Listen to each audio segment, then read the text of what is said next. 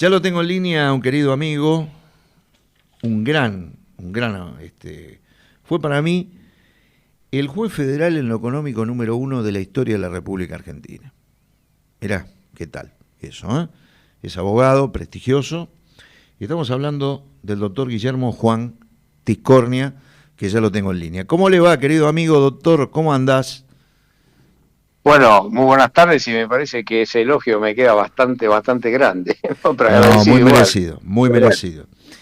Bueno, Guillermo, acá estamos con el doctor Gustavo Varela y queremos saber cómo estás viendo esta Argentina donde aparece la palabra juicio político también, contra la figura Bueno, del presidente Milei. bueno, desde lo conceptual, las causales de mal desempeño tienen tres ejes fundamentales, ¿no? Conforme el artículo 53 de la Constitución Nacional. El mal desempeño se verifica cuando cualquier funcionario público, es decir, sobre todo los que tienen altas responsabilidades de gobierno, en los tres poderes del Estado, cuando el desempeño se traduce en mala praxis. Esto significa que cuando el desempeño del funcionario agrede de forma sistemática y reiterada la Constitución Nacional, cuando cumple sus funciones violando las leyes y violando abiertamente la Constitución. El segundo eje puede verificarse cuando, además de la mala praxis funcional, lo que se verifica es la posible comisión de un delito en ocasión del ejercicio de la función. Y acá viene el tercer eje, que es el concepto de inhabilidad moral sobreveniente.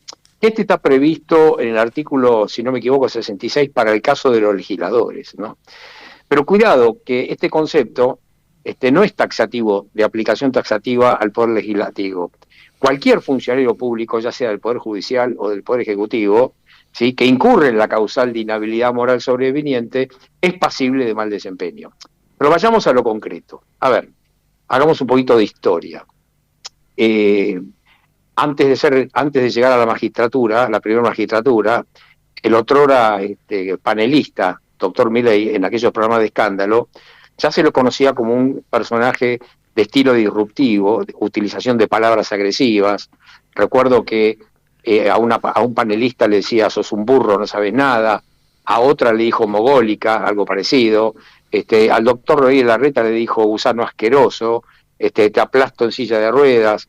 Bueno, y después cuando asume la magistratura, hubo algunos episodios que marcan esta conducta disruptiva, estos desbordes temperamentales, y abro paréntesis acá, yo no voy a entrar en un análisis de una incumbencia que me es ajena.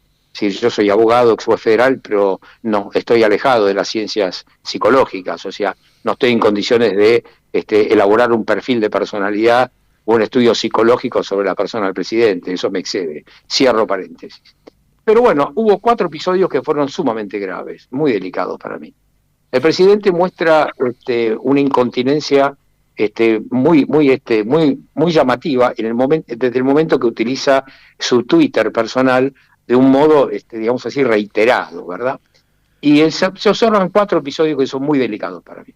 El primero, un usuario de la red Twitter, ahora se llama X, sube un fotomontaje donde se ve una foto del gobernador jujeño Gerardo Morales y abajo una leyenda que dice cornudo.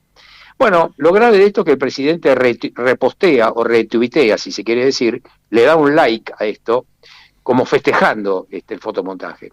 El segundo, seguimos un escalón más.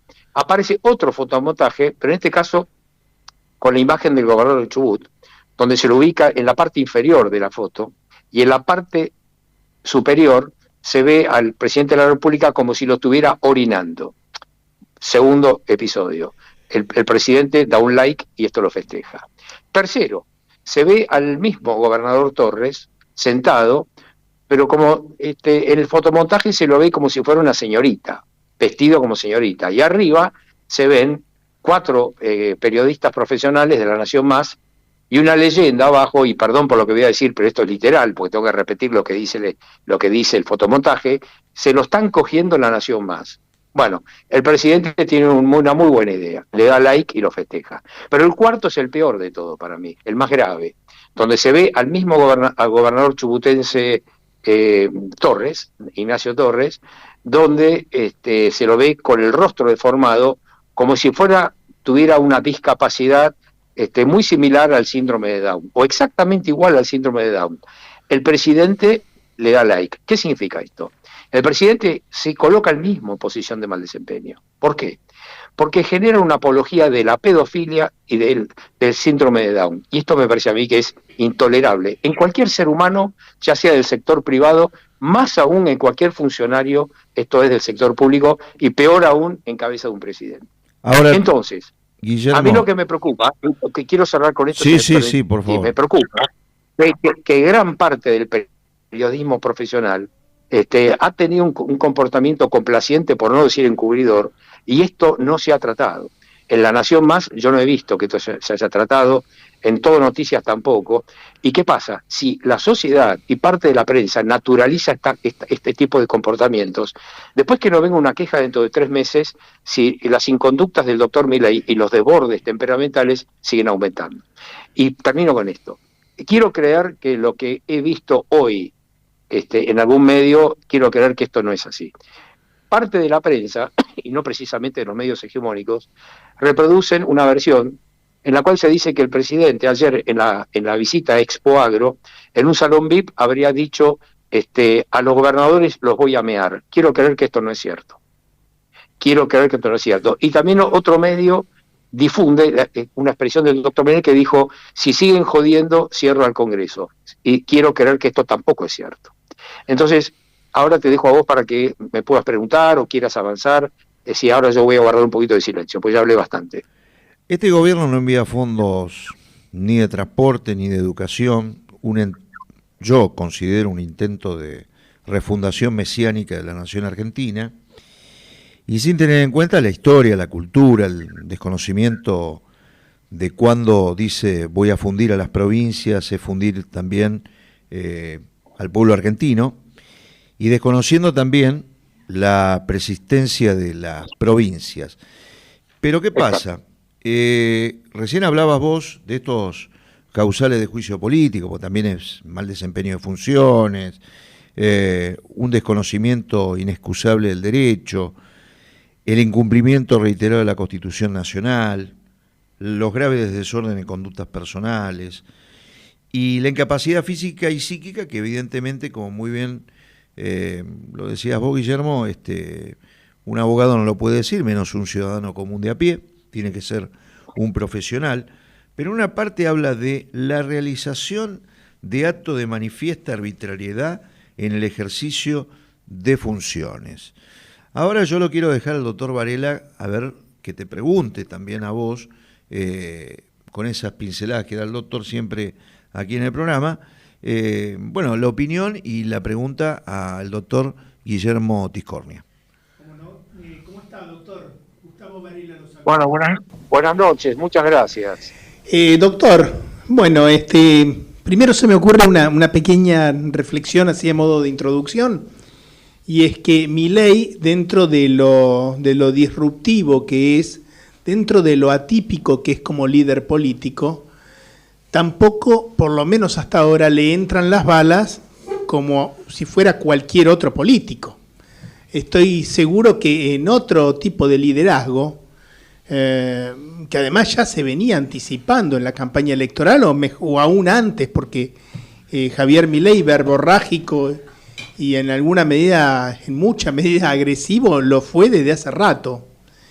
No me queda tan claro, para serle sincero, que estas desafortunadas likeos en Twitter, en X, como es ahora, constituyan causal de juicio político. Al fin y al cabo, el gobierno de Milei es una especie de tsunami. Yo diría que no hay un solo rubro de la vida económica y de la vida social que no se ve afectado, empezando, por una devaluación muy fuerte, que sabemos que las devaluaciones siempre traen un retraimiento muy grande del salario. Usted, por lo que veo, por lo que usted acaba de expresar y sabiendo que usted maneja información clasificada, además de estos episodios de Twitter, Twitter, digamos, o de cosas que él manifiesta en privado y alguien viene y dice, él dijo esto o tal cosa. ¿Cree que hay, sacando, repito, toda esta a veces incontinencia verbal del presidente, cree que hay algún otro motivo como para enjuiciarlo, llevarlo a juicio político al presidente? Bueno, paso a responder. En primer lugar, la actividad tuitera nos lleva al concepto de inhabilidad moral sobreviniente. Sobre eso no hay discusión. Este es un aspecto ya de demostrar, no requiere mayor actividad probatoria porque está en las redes sociales, está documentado. O sea que eso es inhabilidad moral sobreviniente, no hay duda en cuanto a eso, es automático. Y la otra parte de la pregunta, yo entiendo que sí. En primer lugar, el DNU 70/23 es manifiestamente inconstitucional. Ya la Corte Suprema estableció parámetros muy claros respecto al concepto de necesidad y de urgencia. En 1999 en el caso Berroqui y en el año 2010 en el caso Consumidores Argentinos. Es evidente que no converge ninguna razón de necesidad ni de urgencia que hubiera justificado el envío del DNU. Y más aún, el presidente pone en contradicción sus propias acciones, porque el DNU lo envía casi cerrando el año 2023, a poco de haber asumido. Y ni bien arranca enero del 2024, convoca extraordinarias y envía la denominada ley bases o ley ómnibus, con lo cual el presidente pone en contradicción sus acciones. ¿Qué necesidad tenía de enviar un DNU a fines de diciembre, cuando él mismo convocaba sesiones extraordinarias en el Congreso y pudo haber enviado formatos de ley en lugar de un DNU? Eso marca una actividad, un claro comportamiento contradictorio, ¿no? Que no se entiende por qué hizo eso. Ahora, yo creo que de lo conceptual, sí, se podría explorar una causal de desempeño, porque un DNU está estas características que pretende incursionar en materias múltiples, que engloba todo tipo de reformas, genera un verdadero descalabro. Por otra parte, lo que quiero decir es que ni bien asumió la gestión de gobierno, el presidente Milei genera una brutal metodología de ajuste, que es un mecanismo financiero. Esto es, no hay plata, por lo tanto ajusto. Subo las tarifas, se reacomodan los precios relativos, suben en forma vertiginosa y el efecto devastador de la devaluación y de la inflación genera una merma en los ingresos. Ergo, el presidente Milei se jacta de tener un superávit financiero. Claro, sobre el cadáver de la tercera edad. Yo diría que el presidente Milei, con esta política de Estado, que de política de Estado para mí no tiene nada porque es un mecanismo financiero de ajuste, no se conoce todavía un plan estructural de estabilización y tampoco un plan macroeconómico. El presidente Milei está terminando de consolidar un verdadero genocidio institucional sobre la tercera edad. Y acá está el punto. Acá puede haber una causal de mal desempeño, porque está generando una verdadera hecatombe en las clases medias, generando un mecanismo brutal, sin atender la cuestión social. Y fíjese que la actual directora del Fondo Monetario Internacional acaba de emitir un comunicado diciendo que si bien apoya el comienzo del plan del doctor Milei, pone el acento en la necesidad de contemplar la cuestión social, de tener mucho cuidado con la clase pasiva y con los trabajadores activos, esto es, los autónomos y en relación de dependencia. Es decir, el doctor Milei está generando un verdadero cataclismo sobre la sociedad argentina, es decir, con una transferencia brutal, ¿sí?, de ingresos de los sectores menos pudientes hacia los sectores concentrados. Y yo le hago una pregunta, a ver, si el presidente Milei pretende generar un mecanismo que le permita amortiguar el déficit fiscal, yo me pregunto, ¿por qué no envía un proyecto de ley proponiendo eliminar las exenciones impositivas a los regímenes de promoción industrial de las empresas que explotan su actividad en Tierra del Fuego? Por ejemplo, Mirgor y Newsan. Si usted le sacara la exención impositiva por un ejercicio fiscal a las empresas que tienen régimen de promoción industrial, usted recupera automáticamente 5 puntos del déficit fiscal, automáticamente. Bueno, ahí no se mete. Ahí no se mete porque Mirgor, obvio, Nicolás Caputo, cuenta la leyenda que Nicolás Caputo tendría intereses ahí, y por otro lado Newsan explotada por el empresario Rubén Chernakowski, al parecer, según el periodista Carlos Pañi, tendría muy buena vinculación con el doctor Sergio Massa. Entonces, es más fácil llevar adelante un ajuste brutal sobre la clase pasiva, sobre la clase trabajadora, pero no tocar los intereses de las empresas promocionadas. Por ejemplo, ese es un dato. Eso es un dato. Después, desde lo conceptual y desde lo episódico, si se quiere, el presidente Milei en su campaña decía el ajuste va a recaer sobre la casta. Bueno, hoy tuvimos una noticia muy atractiva. Nos encontramos que tanto la doctora Villarruel como el doctor Martín Menem anuncian un 30% de aumentos para el Poder Legislativo, ¿no? Bueno, cuando esto tomó hoy a la mañana ribetes de escándalo, dan la contramarcha y dicen no, vamos para atrás.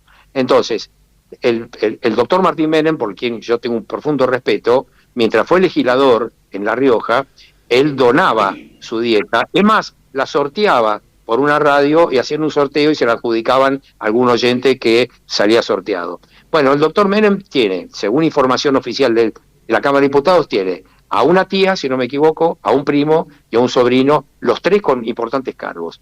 El sobrino, de 23 años, cobra 2 millones de pesos. Yo pregunto, como gesto, ¿no hubiera sido auspicioso que el doctor Menem los hubiera asignado ad honorem? Pregunto, porque si a nosotros nos están pidiendo colaborar con el ajuste, estos gestos, ¿cómo quedan? O sea, ¿qué efecto produce en la opinión pública? Entonces, volviendo a responder la pregunta, como causal de mal desempeño me parece que la vamos a encontrar en el DNU, probablemente, ahí la vamos a encontrar. Y por otra parte, yo creo que lo que es más grave es la configuración de la inhabilidad moral sobreviniente, porque esto de venir a ser apología de la pedofilia y del síndrome de Down es realmente repugnante. Es realmente repugnante. Aprovechando, doctor, que usted además de manejar información de primera, también es una persona con un fino análisis político. Uno tiene la sensación que algunos de los ataques, algunas de las críticas que son totalmente fundadas en muchos casos, no digo todos, en contra de Milei, o digamos de la administración Milei, daría la impresión que lejos de causarle mella en su imagen pública, como que lo potencian, y creo yo que si un juicio político llegara a hacerse, la victimización va a ser gigantesca. Y no creo que eso convenga políticamente, digamos, promoverle un juicio político a Milei, lejos de, diría yo, de lesionarlo, lo fortalecería mucho. ¿Usted cómo lo ve eso? Bueno, yo lo que le puedo decir es que el comportamiento del electorado, no solo en la Argentina, sino en la región, es muy volátil. Usted vea los índices de popularidad con que asumió el presidente de la República del Chile, el doctor Gabriel Boric, y en menos de 24 horas el derrumbe que tuvo en los índices de popularidad cuando fracasó su proyecto de reformar la Constitución chilena. Decían, cuidado con esto, porque el comportamiento electoral del electorado es muy volátil. En el 2015, aquel sector del electorado que votó al presidente Macri, que por ajustado margen le permitió llegar a la Casa de Gobierno, es la misma porción electoral que le permitió al presidente Fernández llegar al gobierno. O sea, que cuidado con el comportamiento y los índices de popularidad, porque pueden cambiar en cuestión de segundos. Ahora bien, también hay otro factor a considerar. El presidente Milei no dispone de volumen parlamentario, apenas 7 u 8 senadores, 30 diputados, no dispone de volumen territorial, ni gobernadores, ni tampoco intendentes, ni concejales. Cuidado con esto de tensar la cuerda, porque los 2/3, la oposición los puede llegar a juntar en 15 minutos. Y esto es matemática, esto no es análisis político, esto es aritmética. Ahora, 2/3 de los presentes. Y no, 2/3, sí, pero porque cuidado. El Senado, si es destituido, el presidente de la Corte va a tener que ser el que lo va a destituir, prácticamente, el que lo acusa. Bueno, básicamente yo lo que veo es que aritméticamente los 2/3 están. Ahora, si respondo a la pregunta, hoy por hoy sí. Guillermo, hoy 172 sí. Sobre 257 sí. Y 48 sobre 72 senadores. Sí, bueno, pero respondiendo a la pregunta, hoy si esta iniciativa se produjera en el día de hoy, por supuesto que tendría un efecto victimizante, como bien pregunta el distinguido colega. Correcto, es así. O sea, lo que haría es potenciarlo más y darle un mayor margen de victimización. Ahora, cuidado con esto, que repito, el comportamiento del electorado es muy volátil, es muy cambiante. Hay que tener mucho cuidado con esto, porque si por ahora el doctor Milei ha hecho una estrategia comunicacional brillante, con esto del viernes pasado lo que ha comprado es tiempo y pedido de confianza. Pero cuidado que si los goles económicos tardan en llegar, cuidado que la ciudadanía va a perder la paciencia. Si la ciudadanía ve que no llega a fin de mes, o que llega hasta el 15 o hasta el 20, y esto se repite, y el plan económico no da resultado en el mes de junio, no sé qué puede llegar a ocurrir. Claro, pero si hay números... Pero si aparecen números económicos razonablemente buenos, todos estos episodios de los que hablamos... Pero ayer reapareció Cavallo y lo mandó debajo del tren. Bueno, a ver, yo coincido con ustedes dos, por un lado. Si ambos tienen razón en lo que están diciendo. En primer lugar, es cierto, si las variables macroeconómicas se llegaran a equilibrar, evidentemente eso lo va a potenciar mucho más. Pero cuidado con esto, hasta ahora tenemos un plan de metodología de ajuste financiero. Es como si nosotros tres dejáramos de pagar nuestros gastos corrientes. O sea, no pagamos el alquiler, no pagamos la nafta, no pagamos expensas. Claro, vamos a tener dinero en nuestro bolsillo, pero a costa de no pagarle a nadie. Ahora, lo que no, como bien dice el doctor Carlos Rodríguez del SEMA, y advierte muy bien el doctor Melconian, cuidado que todavía no conocemos cuál sería un eventual plan de estabilización de las variables macroeconómicas y cuál sería el plan macroeconómico en términos de reactivar el aparato productivo. Cuidado que eso no está. Y por otra parte, otro factor a tener en cuenta, es decir, un inversor extranjero o un potencial inversor que haga foco en la Argentina, por ejemplo, con ganas de meterse en vaca muerta y hacer una inversión de riesgo para explorar y refinar crudo, lo primero que mira un inversor es, primero, cómo está el clima de negocios. Segundo, cómo está la estabilidad política. Tercero, lo que mira es qué estabilidad tiene el marco jurídico que va a regular la actividad. Por ejemplo, pregunta, ¿está estable la legislación laboral que regula la relación empleador-empleado? Segundo, ¿qué carga impositiva va a tener el inversor si viene a vaca muerta a invertir? Si un inversor ve que se están tirando cascotes en el Poder Legislativo, que se están insultando de un lado al otro, que hay un clima muy tenso en cuanto a la posibilidad de arribar a consensos, si ve que un presidente está débil desde el punto de vista parlamentario, que no tiene capacidad para generar consensos, para obtener los marcos jurídicos que necesita. Usted, si fuera inversor extranjero, ¿viene a la Argentina o se va a Brasil? ¿Usted qué hace con este clima? Si usted le dice, venga a invertir $2.000 millones en la Argentina, vaca muerta, y dice, bueno, a ver si me corren el arco, me cambian las normas, y las normas no son estables, y el DNU por ahí lo bochan, no, el gobierno no puede todavía, a 90 días, generar consenso para, por ejemplo, lograr la aprobación de la ley de bases, de la ley ómnibus. No tiene consenso. Y encima se dedica el presidente a insultar a los gobernadores. Entonces, así es muy grave, porque un inversor lo que ve es que no hay un clima de convivencia política pacífica. Entonces el inversor no va a venir. Si no viene el inversor extranjero, ¿cómo se reactiva el aparato productivo? Cuidado con esto. Hay 4 datos. ¿Sí? El 80% de los alimentos y medicamentos son pagados con tarjeta, o sea, deuda con tarjeta. El 65% de los hogares están endeudados con tarjetas de crédito. Javier Milei no sabe nada de finanzas corporativas. Y Luis Caputo, el ministro de Economía, y Santiago Bausili, presidente del Banco Central, lo están pasando como alambre caído porque transfirieron la deuda del Banco Central al Estado. Quieren reprogramar las LELIQs y le aumenta la deuda al Estado y no a los bancos. Datitos, Guillermo. Y hay otro dato más. Mientras el doctor Milei dice que está generando superávit financiero, está aumentando la deuda con los importadores. Cuidado con esto. Sí, hay un circuito por el cual está consolidando más deuda con los importadores. Entonces, cuidado que, como bien dice el doctor Carlos Rodríguez, no está claro cuál es el plan económico y que pueda tener eventualmente éxito. Cuidado con esto. Es decir, y además entiendo que si no logra meter los goles económicos en un plazo prudencial, y yo creo que esto se le va a empezar a complicar.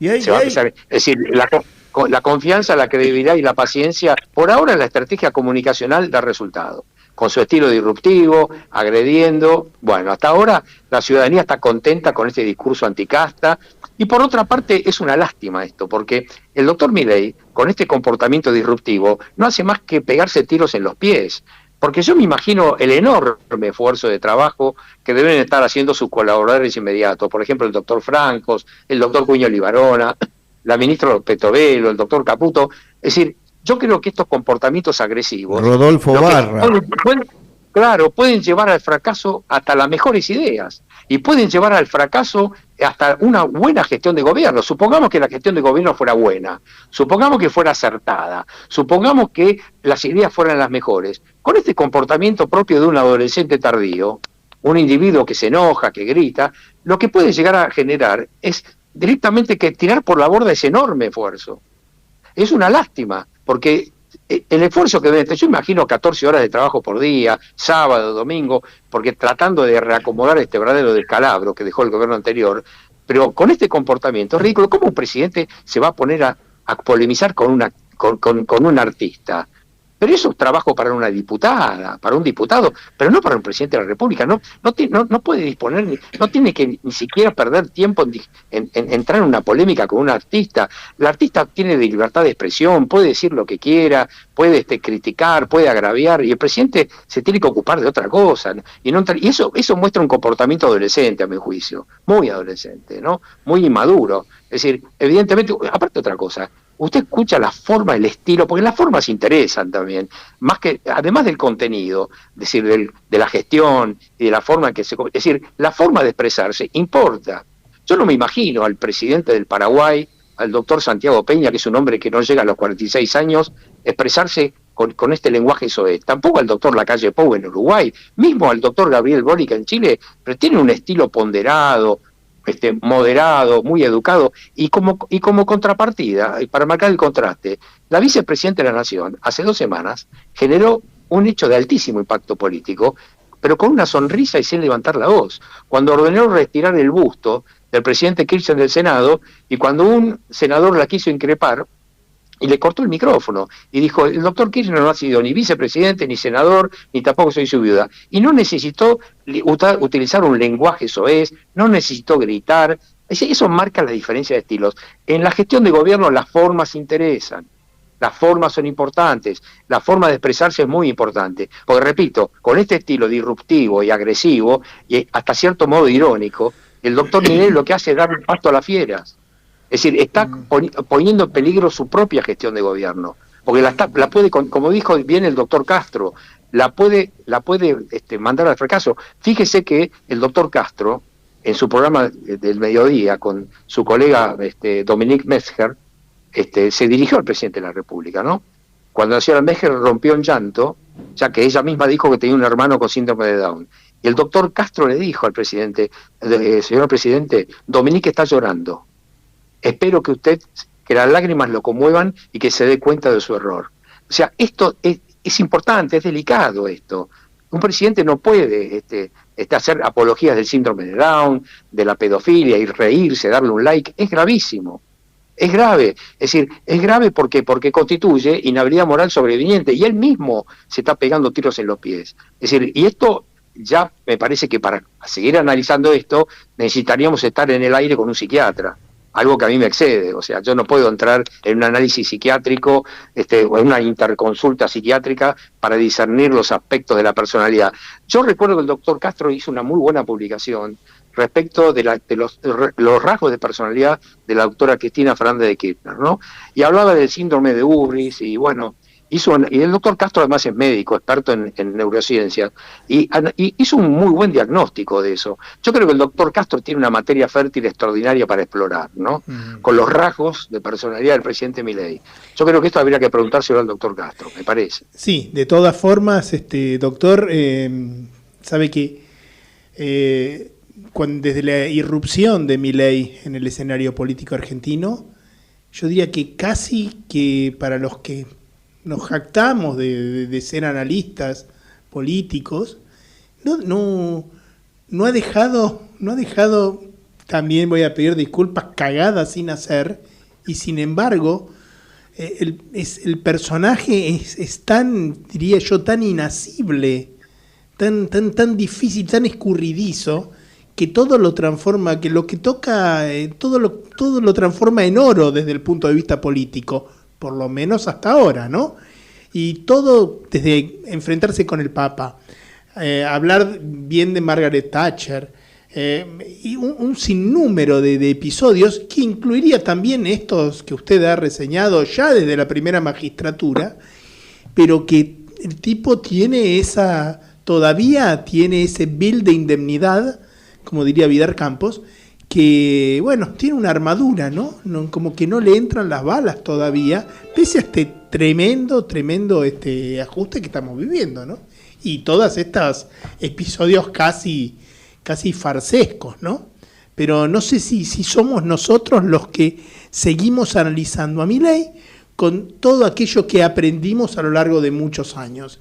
Y creo que por ahí allí hay que preguntarse algunas cosas, porque esto también pasó con Trump en Estados Unidos. Y bueno, y no es la primera vez en la historia que alguien, digamos, candidato al tomatazo termina encumbrándose, ¿no? Pero igual a la gente en los supermercados las cosas no le alcanzan. No, ninguna duda. Y yo creo que todo va por el carrito del supermercado, Guillermo. Bueno, yo lo que digo que coincidiendo con la opinión de ustedes dos, el análisis ha sido muy concreto. El doctor Milei por ahora se muestra como una figura, como un rockstar, ¿sí? Es una figura muy atractiva, sobre todo para el electorado joven. Exacto, pero el problema es el siguiente, vuelvo a repetir, hoy por hoy esa armadura, esos índices de alta popularidad que le permiten al doctor Milei cosechar adhesiones, hoy es oro en polvo. Claro. Pero cuidado viendo el ejemplo del doctor Boric en Chile, cuidado que un índice de popularidad del 70% puede derrumbarse al 15% en cuestión de segundos. Claro, es decir, hay que tener mucho cuidado porque el comportamiento del electorado, repito, es muy volátil, es muy cambiante, y si el doctor Milei, a pesar de este estilo disruptivo, que hoy puede parecer atractivo, que hoy puede parecer gracioso, que hoy puede concitar grandes aplausos, con el correr de los meses, si no existe una solución a la problemática macroeconómica y a la microeconómica, si no se reactiva el aparato productivo, si la ciudadanía observa que no hay un flujo inversor, ¿sí?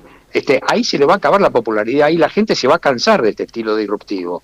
La gente también se vio muy seducida por el estilo romántico del doctor Menem, que era un seductor nato, que tenía un estilo diferente. El doctor Menem era un cautivador, un individuo que tenía un carisma extraordinario, que sabía enamorar a la ciudadanía con un estilo distinto, un hedonista, un tipo que le gustaba el placer, le gustaba el lujo, que hacía aparte era un gran humorista, un individuo que tenía pero muchísima chispa, muy atractivo, muy agradable en su personalidad. Bueno, pero eso gustó mucho durante 5 años. Claro, pero la ciudadanía, después de eso, cuando vio que la situación económica no era buena, ese estilo terminó cansando. O sea, lo que al principio aparece como algo muy atractivo, algo que enamora, puede llegar a desgastarse en cuestión de meses. Es muy cambiante esto. Guille, ¿sí? Muchas gracias, nos vamos, se terminó el tiempo. Gracias por tus conceptos y sobre todo, vuelvo a ser reiterativo, el juez federal en lo económico número 1 del país. Gracias. Un abrazo, doctor. Gracias.